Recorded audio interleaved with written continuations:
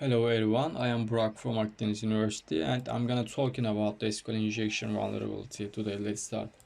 Our content is what is an SQL injection, how is SQL injection done, example queries for this attack, uh, SQL injection types, protection ways against SQL attacks and references. What is SQL injection? To understand SQL injection, first we need to know that what is SQL. SQL is a programming language that allows us to manage and edit databases on websites. Databases can be accessed by exploiting the vulnerabilities of this language. SQL injection uses the vulnerabilities of the SQL language and allows malicious code execution. The SQL injection vulnerability can affect any website or web application that uses SQL database, such as MySQL and SQL Server. Hackers can exploit this vulnerability to gain unauthorized access to databases, modify sensitive data, completely delete or steal them. That is why it's very dangerous. SQL injection attack is one of the 10 most common hacking methods in the world. How SQL injection works. To make SQL injection attack, the website or web application must have this SQL injection vulnerability.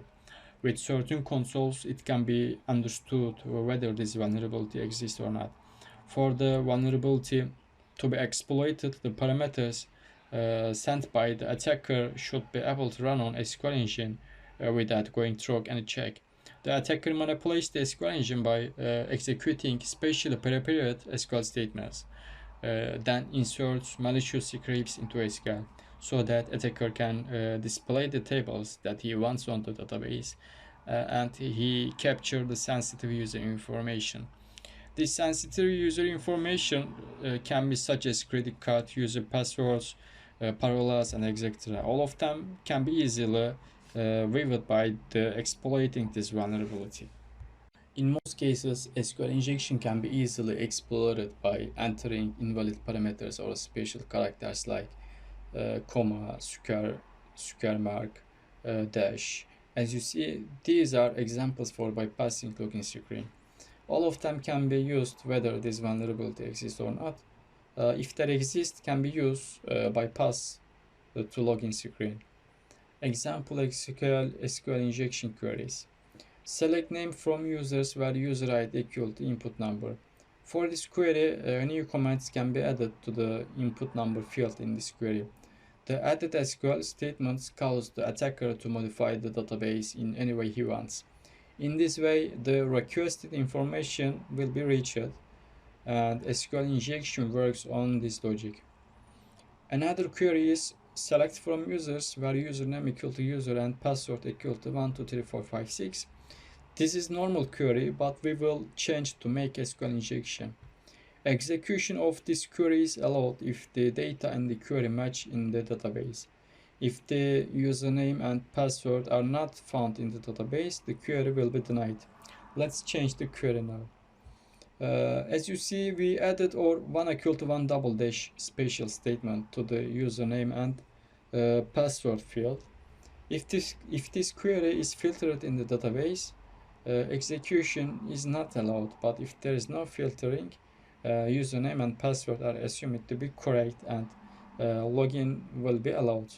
Or 1 equal to 1 double dash. This statement always returns true even if the condition is not working. The double dash statement makes comments and ignores the rest of the query so that SQL injection works. Another query is based on URL. We will add SQL query to the URL. URLs can also be changed to be make SQL injection. As a result for this query, all users and their passwords will be listed on the page because we added union select from users SQL query to the URL. Manual testing of these invalid parameters is often troublesome. Some tools have also been developed for this. The best known is SQL Map. It can easily pull information from databases in websites with SQL injection vulnerabilities. It can weave users' passwords in the tables and columns. Other SQL vulnerability search tools need Sparker and Vega and etc. Let's examine type of these attacks. Inbound SQL injection. It is the most common type of SQL injection attack. An attacker uses the same communication channel to both initiate the attack and collect the results.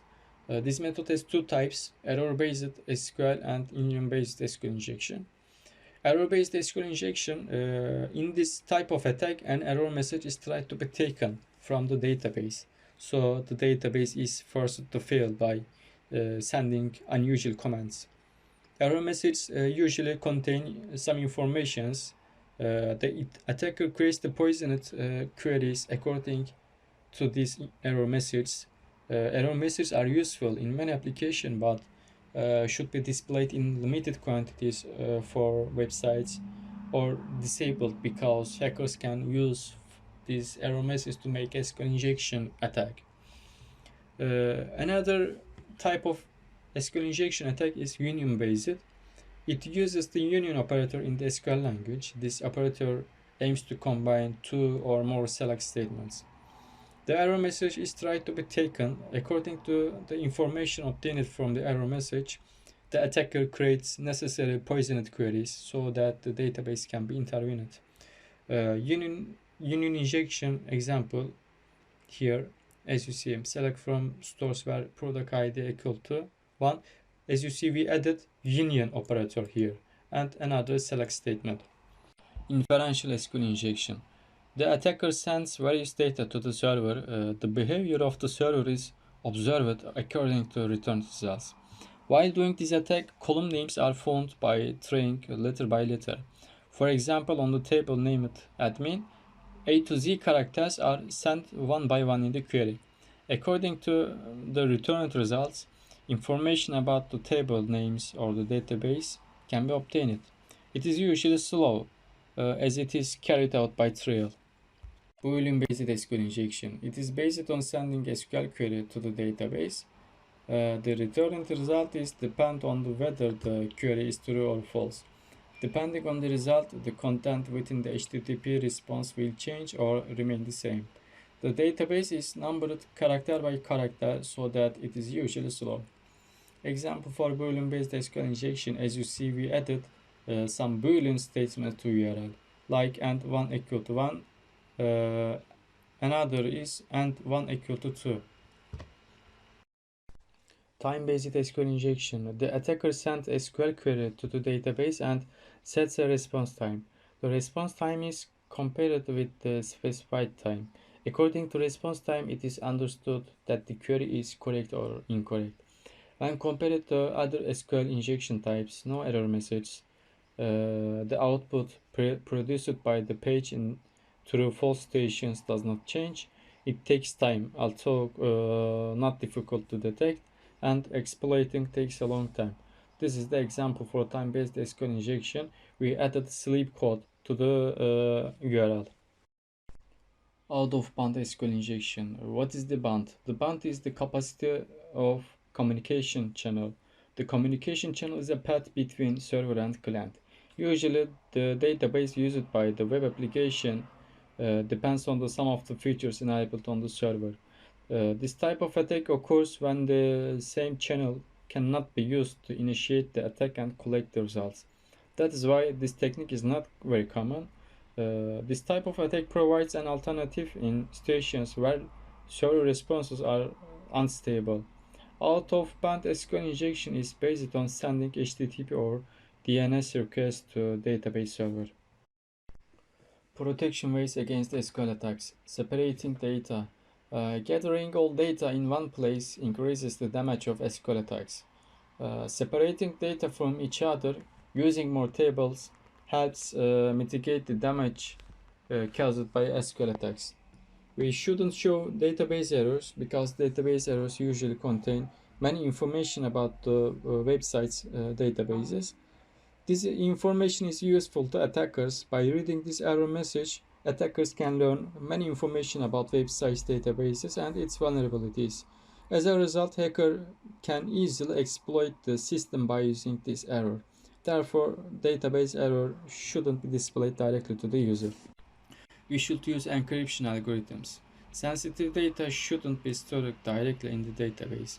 The attacker who successfully performed the SQL injection attack can easily see this data if it is not encrypted.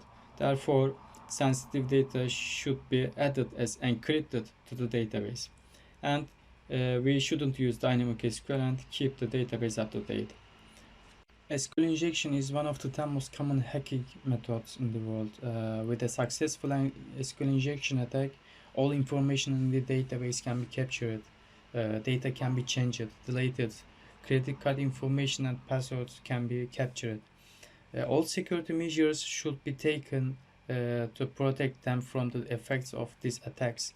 Even though we take all the precautions, there is always a risk of vulnerability and the risk of being hacked. But taking the necessary precautions at least minimizes this risk. When we develop an application, we can try SQL injection tools ourselves to avoid these attacks. It's a dangerous vulnerability now, but in the future, the number of methods and tools to prevent this vulnerability will increase. The potentially harmful effects of this weakness will be reduced. Therefore, I think it will be easier to protect from these attacks in the future. This is my references, and thank you for listening.